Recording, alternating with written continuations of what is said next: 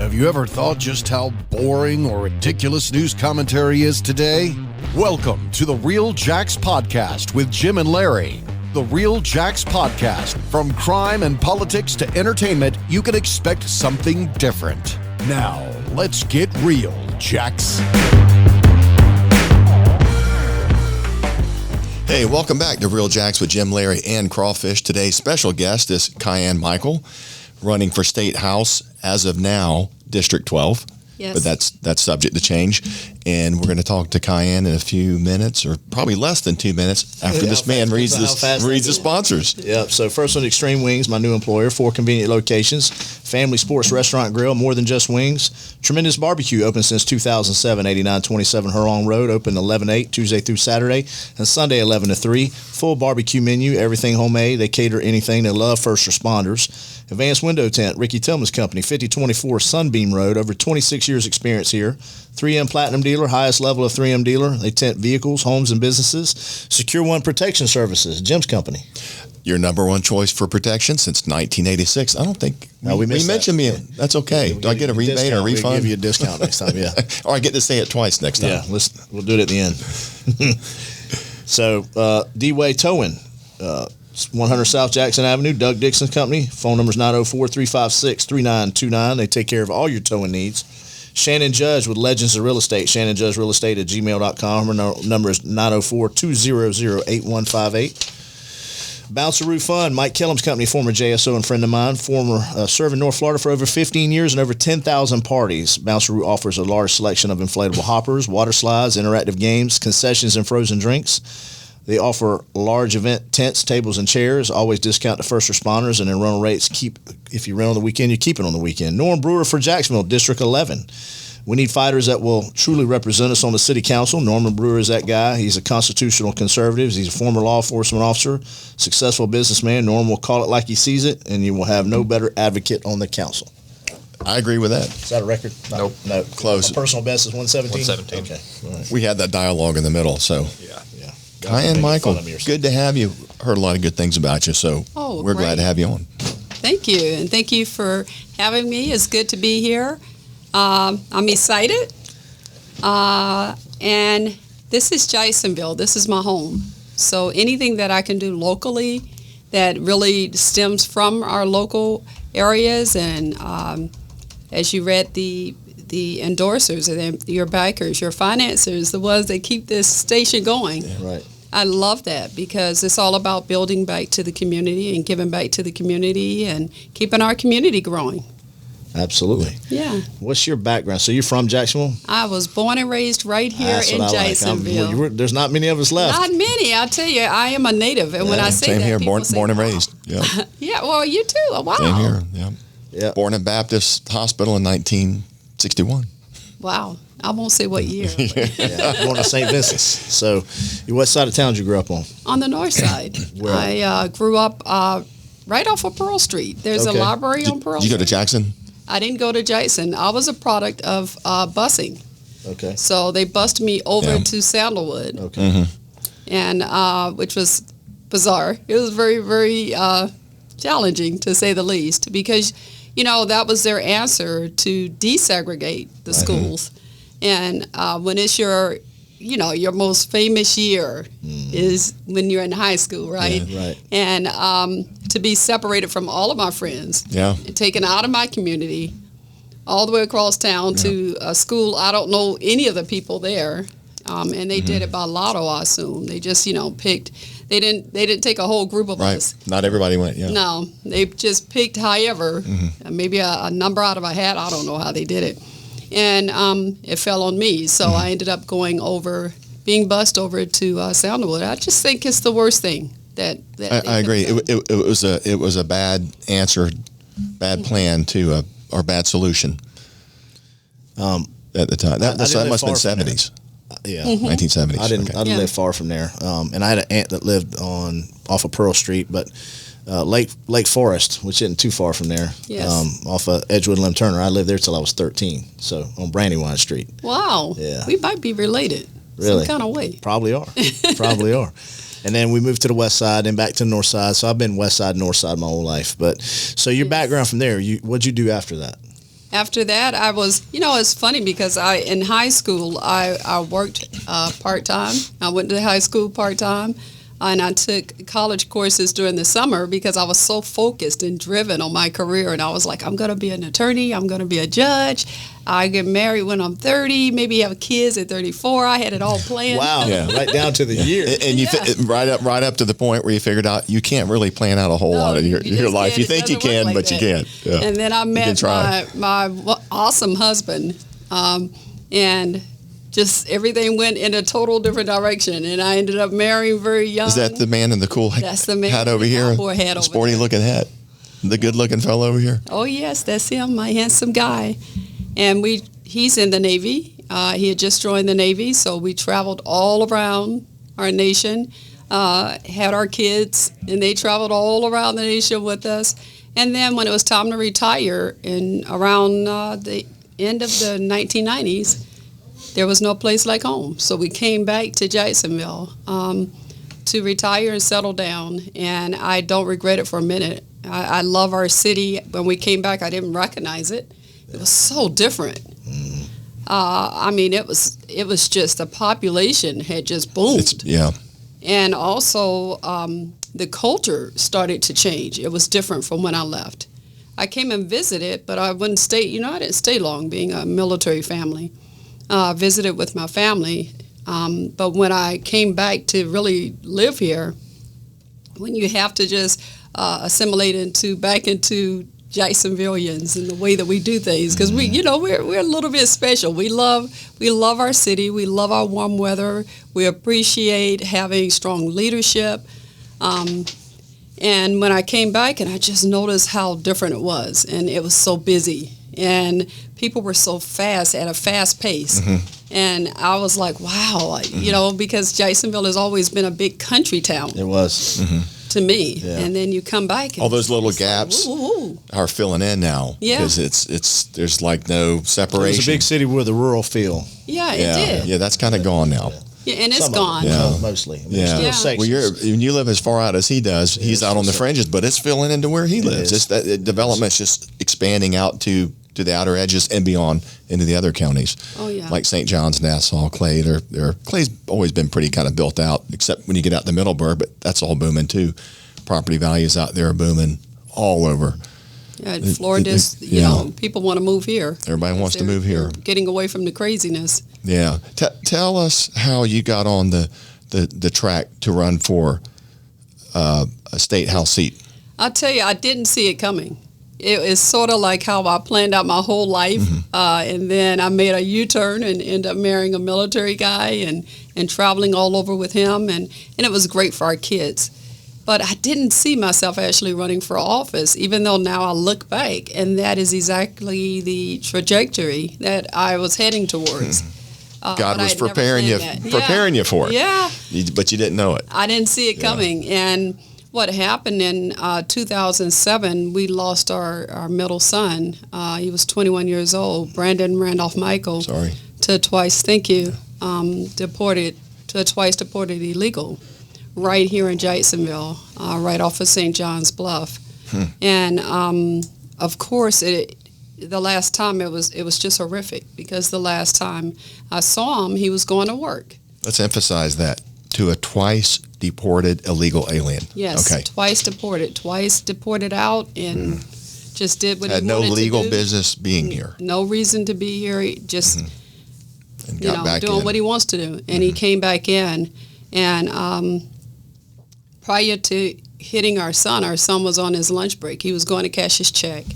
So it was very traumatic for the entire community, not just our family, but the credit union where he was going. They knew our family. When Bobby and I got engaged, we opened up an account with everyone who's in the Navy. Most people, the Navy Federal Credit Union. I hope I'm not giving a shout out. I'm sorry if I did that. No, that's fine. Actually, that's a pretty good organization. So we're okay and they're like with that. Family. It's a community. Yeah. So we opened up an account when we were engaged, before we got married, right before we married.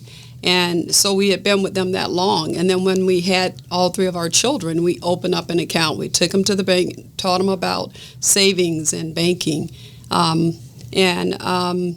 that's the same account that Brandon was going to cash his check. So they knew Brandon.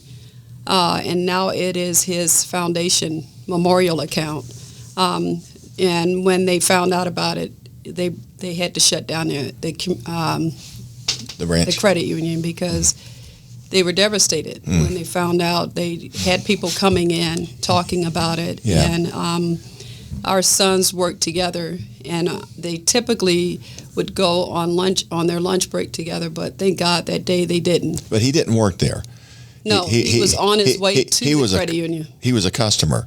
Yes. And he was that well known at that credit union and that well liked. He must have been a heck of a guy. Oh, great. For everybody at that branch to know him and then to shut down the branch. Yeah. That really speaks to probably the quality person that I'm sure he was. Oh, he was a great kid. It speaks to the parents. And the parents, absolutely. What y'all did with your kids as parents. Right. So. And it's not easy, especially being a military family, because you don't have that foundation, because you move around so much, and that total strangers become your family, your new family for 4 years until you move again.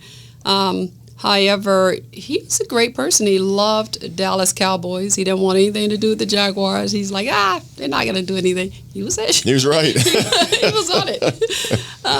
And he was engaged to be married. So we thought we were going to be planning his wedding and ended up planning his funeral.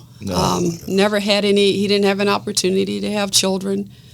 And it's just it was horrific. It was devastating, because it's every parent's worst nightmare. You just don't want to outlive your children or a child.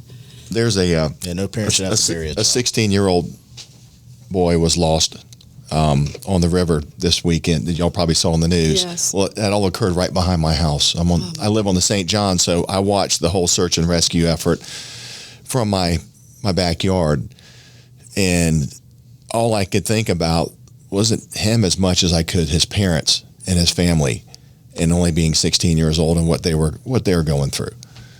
Nobody should ever have to go through that. I sent you the video of my sons, right? Yes, you did. And he's a Cowboys fan, so that's very synonymous. Yeah, but I sent him the video. I don't know if you've ever seen it. It was an illegal, same thing, crashing in the back of him, Jacob.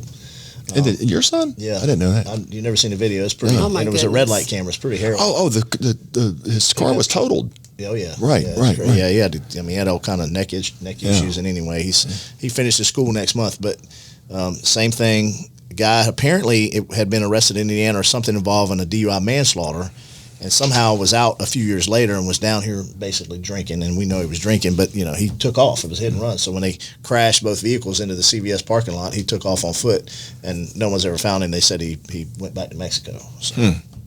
That's typically what happens. The guy that hit our son and killed him, after he hit him in Brandon's car, he hit him so hard he caused Brandon's car to flip. And after he hit him, he got out of the car and sat there and just watched our son die. And he didn't do anything to get him any help or to help him. Then he denied that he was driving. Nobody else was in the car. He was more concerned about his own self. That's exactly right. And the fact that he wasn't supposed to be there. Exactly. And they're told what to do. I mean, it's a pathetic thing that we have our lawyers, our attorneys, our American citizens actually teaching them how to obey the law and any type of accountability. And because he got out of the car now and refused to admit that he was driving. Nobody else was in the car with him. It wasn't one of those self-driving cars. There was no witness to put him behind the wheel. No, because all the attention went to, of course, our son, who was critically injured. And so nobody could remember exactly what he looked like. They knew somebody was there. They just didn't remember what his appearance was or anything like that. Then he just evaporated after that. Well, what happened is it forced the state to prove that he was behind the wheel. So now we have to go through a trial. And I imagine he was driving a car that wasn't registered to him because probably didn't have a driver's license. He didn't have a not allowed to be here lawfully, so they couldn't connect the car to him as a driver. The only way the car actually it was registered to an American citizen that he lived with. Okay. And He had been living here at least 7 years that we know of. And he had been driving before because months prior to hitting Brandon, he had been stopped by our law enforcement and found to be driving without a driver's license. And they just gave him a citation and let him go.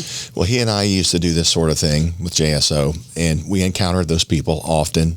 And it was the orders were write him a citation, no license. I think it's called no license, never had one. Yeah, no deal, never had one. See, I had to let him go. And It depends. Depends. I mean, it's a criminal citation. A lot of them. And they had to, they're supposed to go appear in court for it. My thing was arresting the north side. I rode up there, and I remember, my sergeant's like, how many people are you going to put in jail today for, driving on a suspended license? I said, listen, if my wife and 2 sons are driving down the road and one of these guys hits them, they're not going to stick around. They shouldn't have a license. They shouldn't be on the road. Those are the kind of people who want to kill my family. Yeah. So they're taking the ride.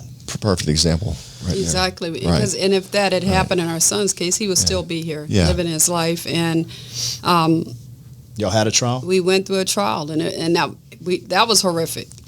Well, I would imagine the person that loaned him the car, let him use the car, had some liability. He didn't want to have any. Well, of course he didn't want to have any, yeah. I found out he worked for the IRS, and so I contacted them and I hounded them as a mom because I'm like, you're gonna be held accountable for this, and I believe in that. And I called and called and called and called, and I told him, he's held to a higher standard because he is a federal employee, and he took our son's life. What are you going to do about it? And eventually, I think they gave him the choice to either retire or quit, or they were going to fire him. So I was told that they fired him. I don't know what the answer. But he felt like he had no responsibility at all. But you went through a criminal trial on it? Yeah. Yes, we had to sit there and look at the guy that killed our son week after week. And, those can be lengthy because they counsel, they reschedule, you still have to show up. A lot of emotions building up, going to court, and to find out the date's been moved. The date's been moved and all that. And, of course, at that time, my mom was still with us, and it was hard for her, our entire family. We have an older son, and we have our youngest is our daughter, who gave us our perfect grandson. He's 4. So it was unbelievable to have to endure something like that, because not only are you shocked because you're in shock because of the trauma of it, but now we have to go through this trial that we shouldn't have to go through. Neither one of these things should we be facing. And finally, a JSO officer that had been out of the country, he didn't know that we were looking for anyone, came forward when he found out about it and pointed him out and said it was him. He was only given 2 years. The illegal was only sentenced to 2 years. So by the time the trial finally happened, he only had like 7 more months of his sentence to do, and then deported for the 3rd time. And as far as we know, he probably is back, especially with these open borders. Yeah. Under this administration, which really... Especially if he can do what he did and go, man, I only did 2 years for that. 2 years. I only did 2 years. Yeah, I'll come back. Laws aren't too harsh over there. And for guys like me, we didn't know at the time how often this happens. How this is not as rare as we thought it was. We immediately, after I've been hospitalized a couple of times because I think just the shock of it. You just don't know what to deal with it and what to do with it. Not knowing that I'm dehydrated and just exhausted and going through the trial. But yeah, you're probably on autopilot and not realizing that you're just wearing down and numb. Yeah, I didn't know. Right. And God bless my husband because he had to keep me up and keep me going and our family going and still pay the bills. Life still goes on. Life still goes on. For you, it stops. That's right. And he's grieving as well. So you guys take on a big burden when things happen in a family. And after I seemed to, God pulled me together, we immediately start traveling to D.C., knocking on doors and just screaming, somebody has to know what's going on. Is that what's inspired you to do what you're doing now and running for the House seat? What inspired me to run is to try to make a change, to try to make some changes. I started seeing that we got a lot of work to do. I mean, in Florida, we did not pass mandatory verify this last session. I don't get that. There's a lot that can be done to make our laws better, to make them stronger. Our governor wants it. We got a great governor, and there's no reason why we can't pass legislation that strong. I mean, we've got a man at the helm who is strong. And so when the election with Trump happened, I was like, okay, that's it. I got to do something, because I look at my 4-year-old son. Yeah, don't give up because he didn't make it. Yeah, right. Yeah. People like to complain about how things are, but they don't take the time to do background on people running for office and elect strong leadership. They just don't do it. But they all complain all day long about how things are. But it's up to the voters. That's why we have you on here, because we know you would be a great leader. Oh, I'm a fighter. When you endure something like that, you either lay down and just let it consume you. Yeah. Or you make up in your mind and your child's memory or your loved one's memory. Will make a difference. That you're going to make a difference. And it's something, because a couple of weeks prior to the whole thing, losing Brandon, he actually, just a general conversation, normal conversation with mom and son, he said, I want my life to count for something. And now I'll look back and I remember telling him, your life already counts. Your life already, you've already brought so much into this world. And he just kind of looked at me. And I think back now and I'm like, we never knew we would be carrying on his legacy of that, because his life does matter. His life does count for something. His life is making a difference. I was able to speak in the House and in the Senate to help push through the ban on sanctuary cities.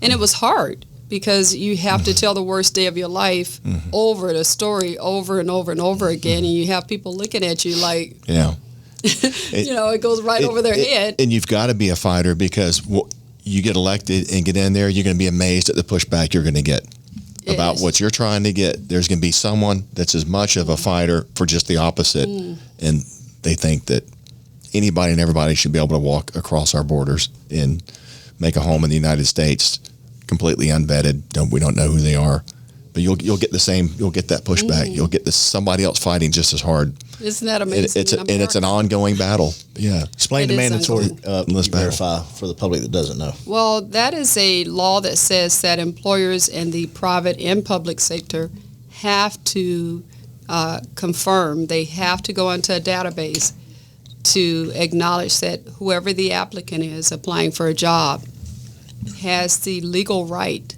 to work in the United States, that they are here legally and they have a right. We don't have that mandatory right now. They passed a watered down version of it, which does nothing. So once it's mandatory, our children, your children, do not have to compete with someone here who is here illegally for a job in their own nation that they were born in, that they belong, they're a citizen of. Right. I mean, you would think that we wouldn't have to make a law for that, but now it seems like everything's kind of backwards now. Yeah, everything that's really around. making sense. Unbelievable. Yeah. So that is something, other states have it. Our governor wants it. Why couldn't we pass it here? Why didn't we get it across the finish line? But you're right. I know the pushback, and I can only imagine, because I know when I spoke again in the House and in the Senate when they presented E-Verify this time, and it was a battle just getting in the room. We were, Well, I'll call it the opposition. The opposition knows that changes are coming, but the longer they slow it down, the more of the illegal aliens get across the border into the U.S., and we know how they're going to vote. So they're just getting that voting base built up as much as they can, and then there may come a point where it never goes back the other way, because the conservatives will be so outnumbered. Yes. That is something I think that's a strategy they've been It's working a strategy on. I would agree for a long time. For a long time. A long time, because it's Longer growing than we've fast. And been. they're pouring in, and it's growing fast. I mean, they're just walking right on in as if, you know, they're coming in across, one part of a room into another room. I mean, it's just that simple and that easy. So, And we're one of the only countries that you can do that in, amazingly. Exactly. You go to a lot of other countries, it's hard as hell to get in. Try going to Canada as a U.S. citizen. You just can't do it. You just can't just walk across the border. You can barely walk into Canada as a Canadian citizen. Yeah. Now. Yeah. That's true.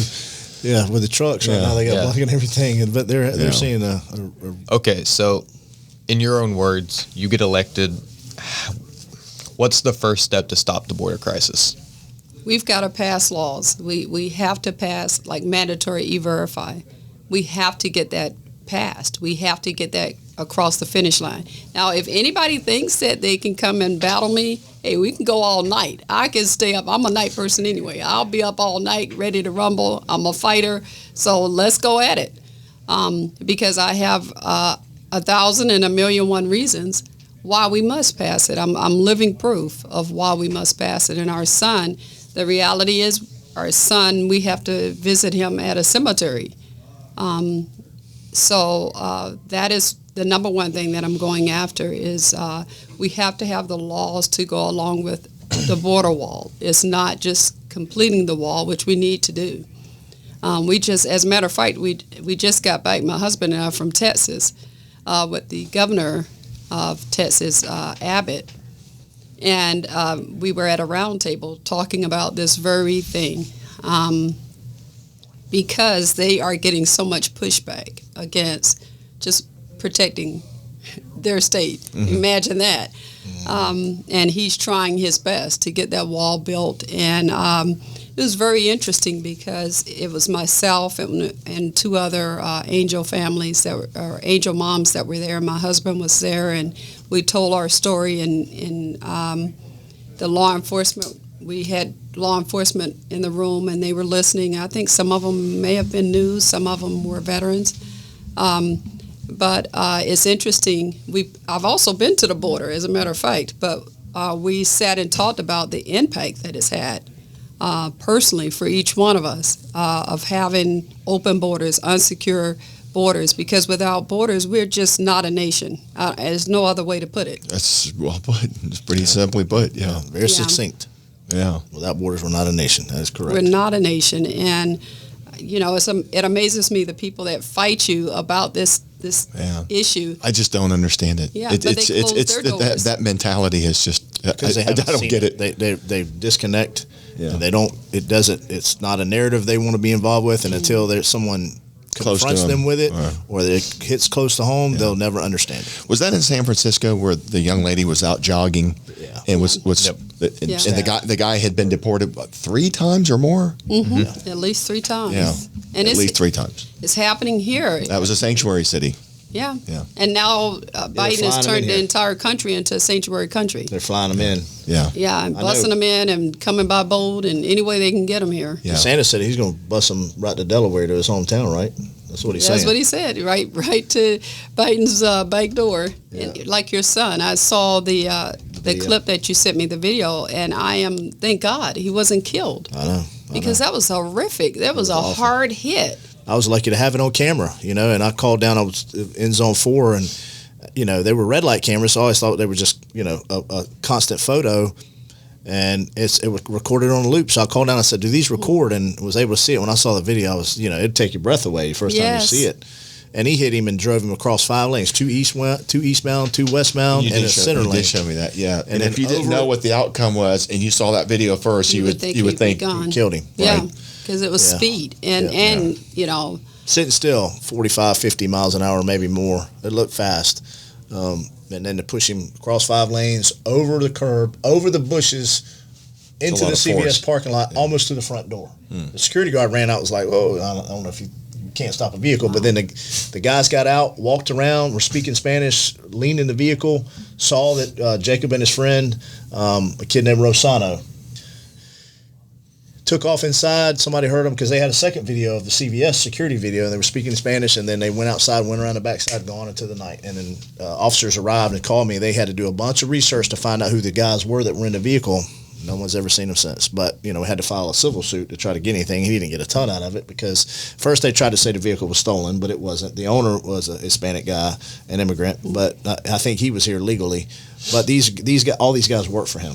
And that was that big SUV was what they kind of carpooled together to go do. He should be held liable then. Well, he was. There was. I mean, it took a while. And Jacob, Jacob didn't lay down. He's gone to school. He was a correction officer, went through the police academy, and then started doing the AC work. So he couldn't say, well, I'm going to wait around for 2 or 3 years and try to draw $200,000 or $300,000. He got a lot less than that, but he got he turned out okay because he's finishing school next month. So, to his benefit, he said, look, I hurt. Sometimes I go to sleep. He's had injections repeatedly in his neck. And he's a real physical guy, kickboxing and grappling. He'll probably always have problems with his neck. And he'll always have problems. He surfs and skates and still does a little bit of boxing and other. He did Guns and Hoses. He did Guns and Hoses, yeah. I didn't know that. But he's like, it hurts. It hurts. I'm gonna have to live with it. But he told him, in a deposition, and the attorney said, listen, you did a great job. He goes, look, I'm not going to lay down. I'm just going to hurt, and I'm going to go to work. I'm going to do my job, and I've got to learn this career. But I'm going to be affected by this the rest of my life, and by this guy coming in the country that shouldn't have been here, driving a car he shouldn't have been driving with no license to add. So it took a long time. 6 years we had to wait for something to go to go to trial, and it never went. Obviously, there was a settlement, but and they never got to arrest him. They would have arrested him because it was hit and run with serious bodily injury, which is a felony. So never got to arrest him. He was gone. Yeah. He might be back. Might be back. Just as you're speaking about. And the bad thing is, he's probably like, they don't know who I am, so coast is clear. I'm good. I'll just keep, stay under the radar or whatever. But like you said, that's something Jake had to deal with for 6 years. He had to go about his life and go back to his life and everything. But this is always something that's nagging and attorneys and he's like, nothing's going to happen. Nothing's going to be nice. So just be patient. Nothing will ever be the same again either. And he'll probably have long-term injuries with his neck. He does. So outside of that, what are some of the other tenets of your campaign? Some of the other. The CRT, I really have a real issue with what's happening in our schools. We were talking earlier about saying about being a product of busing. Mm-hmm. And that was the answer then.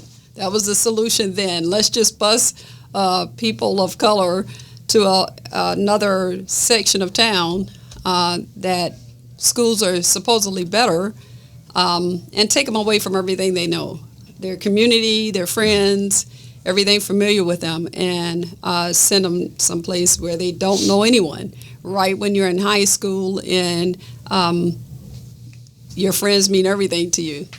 Life is just, all about socialization when you're in high school. So to see now what has happened with the schools, and I think if anything that COVID revealed, it definitely revealed what is wrong in our nations and in our states, locally, on every level, and to see what is happening with what our kids are being indoctrinated with such hateful curriculum. And when you know that this is not who we are as Americans, we are not racist. So now they figured out, people are figuring that out, that they are pushing the racist theory and it's not working. So of course, they've been indoctrinating our children for a long time. And now we see it. And we know we're not a racist nation. We just had a black president, twice. Mm-hmm. He was elected. And, if you look at the number of black people, let's say if their argument is, well, the black people elected him. We're only 13% of the population, so there's no way. There's a whole lot of people who didn't look like Obama that wanted to believe in him. Right. Mm-hmm. So same here on a local level. We've had a black sheriff and black mayors, and it's just. Yeah, I think racism mostly exists on the television and on the news. They want you to believe it's very strong and it's very much enforced. And I'm like, I don't know anybody and I'm not unique, but I don't know anybody that's racist. regardless of what color they are. There are. They're out there. On both, they're out there. And we're in the deep every South. Background, in every ethnicity, there are people that harbor those feelings. Yeah. And it's more common. It's more common here. Like, I don't think that they are the majority. I think that they are in fight the minority. They're very small. They're in their little small little think group. And I think most of them are older, and they're left over from days gone. Media by. stokes fears a lot. Media stokes fear a lot. You know, I didn't grow up. My mother was a ordained minister. She had prayer meetings. She had owned a church. She had prayer meetings in her house, and a very diverse group of people that were around when she had these prayer meetings. I'd go to church, and it looked like the United Nations in there. And it was like that my whole life. And my sons were very, they raised, and if you went in my house, you'd see, you'd see two country boys, two black guys. You'd see there was a Puerto Rican kid, a Brazilian kid. There was this is a wide group. And Jacob, because I taught him, and he gained the ability to be able to interact in any group, which my mother taught me, my parents taught me, that when I became a police officer, I never felt uncomfortable in any situation in any neighborhood, whether it was rich or poor, black or white. It made no difference to me. You didn't need the diversification training. No, I didn't because my parents gave me that. They gave me those abilities growing up, and we need to teach that more to our kids, but not teach our kids that this person is a hate monger, or this person harbors these feelings growing up against you, and they have held you back, or they've done these things to you, when most of the time, as you say, that's never the case. It's just not the case. I don't know if they think that it happens in people's homes and they keep it a secret. I'm sure, like I said, there are people out there like that. But and there always will be. It's almost it's shocking to hear the people. And when I've looked into the critical race theory and you read some of the things that they say, and how do they know my heart? How do they know how I grew up? I mean, it's just amazing that people think like that. But all that's doing is really perpetuating racism. Well, they're teaching it. They're teaching They're it. brainwashing. It's right. It's starting at the earliest ages and going all the way through college. Oh yes, all the way through college. Yeah.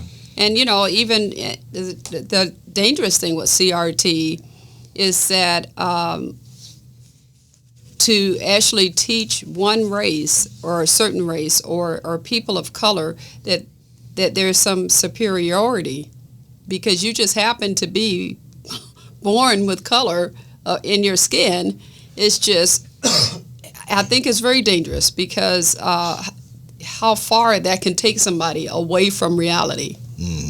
And then how do you bring them back around to the reality is nobody cares what your skin color and all really that is. programming Nobody starts gives at a a damn. young age. Yes. People like us, I'm not going to change. I'm not going to suddenly become racist at 60 years old. It's being programmed at these young ages, and that's how these kids are getting hardwired or not. Scary things have happened in history from kids being programmed. Yeah. Nazi Germany, those kind of places. That's the kind of things that happen when you indoctrinate or brainwash kids or young people. We're seeing that. Yeah, and it's happening fast. It's happening here. It's really growing. It's happening right here in Jasonville. And, it's all about Marxism, I believe. It's, in order for Marxism to exist, you have to change. Right. And you have to divide. You I have agree. to divide people. And that great division, is something Biden said that he was going to bring people together, but he's done just the opposite, of dividing everybody. Are you vaxxed or are you not vaxxed? If you're not vaxxed, and the CRT. It's an opportunity to discriminate. It is. And if you're not vaxxed. It encourages it. Right. And it's really sickening to see it. And with CRT, if we do not do something now, if we don't stay adamant and keep our thumb on the pulse of that, they're not going to stop pushing. Right. The people who are pushing that, the Marxists, and they're not going to stop. And so we have to be even more aggressive. That's why I was saying earlier, it's good that you're a fighter because you got people in there that are fighting just as hard for the opposite and trying to get that to happen. And they're going to win if we don't get enough fighters in there. That's right. Is this the election in August? August 23rd. Yes. Yeah, August 23rd. Which is happening, is coming up on us very quickly. Tell us about your campaign and what you've been doing with your campaign. Where are you having meetings, and where do you have some upcoming meetings or fundraisers, or I am. Tell us everything you can about your campaign because we want people to know. Okay, I am totally grassroots. I am not establishment, so I don't have my hand any special interests in people in my pockets. I don't have any type of people that have tried to buy me because I can't be bought. I mean, the reality is our son's blood is on this land. And when you go through something that horrific, it does put a fight in you. You have a bite about you when you've gone through with your son. I mean, you want to chase the person down. You want to know who did this and hold them accountable. And it keeps you going. It gives you something to fight for. And for me, being that I'm grassroots, I'm doing a lot of door knocking. And I think that feet is the power. I do believe that because I think people need to know who we are. Mm-hmm. When you're running for office, they need to be able to put a face to the name. Mm-hmm. And I think what's happening, and especially I'm hearing the response from constituents, future constituents, is that they have not had anybody door knock in a long time. Some people have told me they've never had anybody come and knock on their door. Mm-hmm. Well, people have gotten away from that direct contact thing, probably because of COVID. Mm-hmm. People are kind of withdrawn from going door to door. It's personal. They're sending out mailers. Right, and people are kind of opposed to having contact with unknown people and things like that. So they've been very welcoming to me. That's great to hear. They really have. They've opened the door. What were you about to say? No, I was. That sounds like they're hungry for some strong leadership. Yeah, and they're glad to see you. They say, I am so glad that you came to my door. I'm mm-hmm. glad to see that there are people who are still doing this, and I tell them immediately, ask me anything you want to know. Do you have a website? I do. It is electkiyan.com. That's easy. Nice. Spell your name for our viewers and listeners. Kiyan. Okay. I got it. Easy enough. That'll take you straight to my website. Anything on Facebook? My Facebook suddenly has been like frozen. Oh, so go figure that. Go figure. I got you. Well, I know the Donald was a big fan of y'all, so yeah. So I know he did some stuff with you. Oh yeah, we actually were on we're co-plaintiffs on the lawsuit that he did with against the big tech for censorship, and yeah, we have been censored a lot because I just won't stop. Well, you've got the media; they're your biggest opponent. Mm-hmm. So they're going to censor you and limit any distribution of who you are or what you're about. That's why the shows like the show we've got here, you've got to find more shows like this and get your word out. Yes, and I other than the mainstream media. Because they won't listen to me. No, they don't want to hear me anyway. And I just don't. They're not going to endorse you. Challenge their narratives. No. Right. You challenge your narratives, exactly. Yeah. Well, we want to have you on again. Oh, yeah, absolutely. And I know you've got more things to talk about in your campaign mm-hmm. besides the CRT and the immigration. Oh yeah, I've got a lot, like freedom of speech, and I definitely believe in carrying the peacemaker mm-hmm. that keeps on giving peace. Well, I like that. How about coming back? So August 23rd is the election. So if we get her on next month, she can. Yeah, we'll just have you on again next month, because we're usually 3 to 4 weeks depending on when we record, because we do 4 episodes a day. We got another one we're dividing some next month, but you 2 or 3, like you'll be 2 weeks basically. Try to get her on maybe like a month before the election, so you can bring us up to date. Yeah. How you're doing, and then very close to the election to remind people they need to get out and vote for you.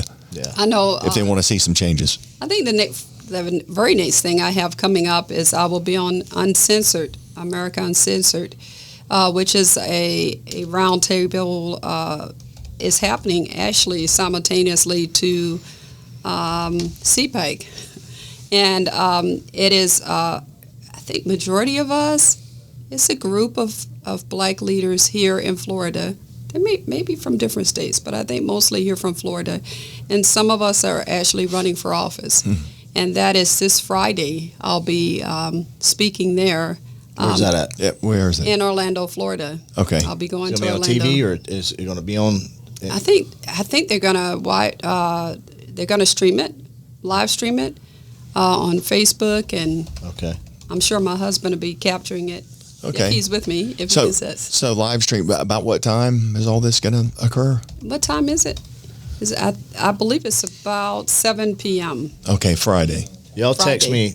me wherever, if it's going to be on certain TV channels or certain live streams, and I'll share that, and we'll share it on our podcast Facebook page and all that, so people can Yep, look. will do. Absolutely. Absolutely. This We has love been y'all great. for getting involved in how our country is run and how their state is run. So And It's I important. definitely appreciate being on board here, coming on. Well, we Thank look you. forward to having you back. James. You're And I want you you guys. You're the kind of people we need. Yeah. So we love, if we can help you in any way, we will. Oh, I absolutely need the support. I'll tell you, I without having the special interest in my pockets, I definitely need donations. Everybody hear that? You can go to LakeKiyan.com. No special interest here. No, none at all. She's got everybody's interest That's at right. heart. Yeah. everybody's interest. Yeah, that's Everybody. part of the problem with politics, and even Republican politics, is make it Republican as I am. You get a lot of the establishment folks that don't even want certain candidates, and I'd like to see that change. That's something we need to talk about sometime.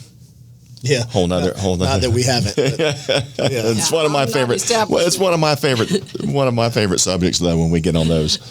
So, all right, Kiyan Michael running for District 12, State Yes. House, Yes. and the election is August 23rd. The And primary, the yes. primary, and we're going to have you back before then just to do a catch up and see how you're doing, and just talk about stuff we didn't talk about today. Oh yes, It may- this went it- by so quick. Yeah, Very quick. yeah, Thank you. it does, it does. But thanks for coming. Thank you so much for having Thank me. you.